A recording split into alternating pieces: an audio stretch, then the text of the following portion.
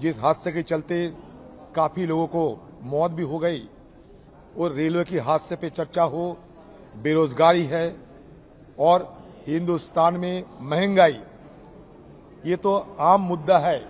इसके साथ साथ अलग से हमारे पार्टी की तरफ से ये मांग रखे हम लोग कि हिंदुस्तान की संघीय ढांचा पे सदन के अंदर चर्चा करना जरूरी है, क्योंकि हिंदुस्तान के बहुत सारे क्षेत्रीय दलों ने ये संघीय ढांचा का प्रहार किए जा रहे हैं। सोची समझी तरीके से, सुनियोजित तरीके से ये शिकायत सरकार के खिलाफ लग रहे हैं। ये आरोप के चलते सरकार को मन खुलासा करके सदन के अंदर हिंदुस्तान की जो फेडरल स्ट्रक्चर, जिसको मोदी जी कहते हैं कि कोऑपरेटिव फेडरलिज्म, इस मुद्दे पे सदन के अंदर चर्चा होना जरूरी है। मेरा पार्टी की तरफ से भी हम मांग रखे हैं कि हमारे इंडो चाइना बॉर्डर की स्थिति क्या है और साथ साथ इंडो चाइना की जो ट्रेड होते हैं आज, ये ट्रेड में जो असंतुलन दिखा जा रहे हैं, इस मुद्दे को भी सदन के अंदर चर्चा करने की मौका देना चाहिए। मैं रक्षा मंत्री जी को गुजारिश की सबके सामने कि आप रक्षा मंत्री जी है, आप भी थोड़ा इसको हमारे ये चर्चा करने के थोड़ा मौका करा दीजिए, क्योंकि आपके नेतृत्व में आज हमारी चर्चा हो रहे हैं। ये सारे बहुत सारे मुद्दे हमारा है। 31 बिल लाए जा रहे हैं, 31 विधायक लाए जा रहे हैं और सिर्फ 17 दिन के अंदर 31 विधायक कैसे पारित होगा मुझे पता नहीं, लेकिन फिर भी सरकार जब ला रहे हैं तो हम भी तैयार हैं।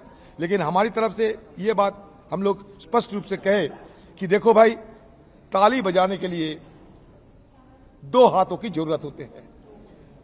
सत्तारूढ़ पार्टी अगर सदन चलाना चाहते हैं तो विपक्ष को जो सारे मुद्दे को सत्तारूढ़ पार्टी को ध्यान देना जो आवश्यक है, क्योंकि सदन चलाना सबसे बड़े फर्ज होता है सत्तारूढ़ पार्टी का। हम लोग बाहर से आए हैं, घूमने लिए नहीं, दिल्ली में घूमने के लिए बाहर से नहीं आए, सदन के अंदर चर्चा करने के लिए, शिरकत करने के लिए, अहम बात रखने के लिए, आम लोगों को भावनाओं को पेश करने के लिए हम लोग यहाँ आए हैं।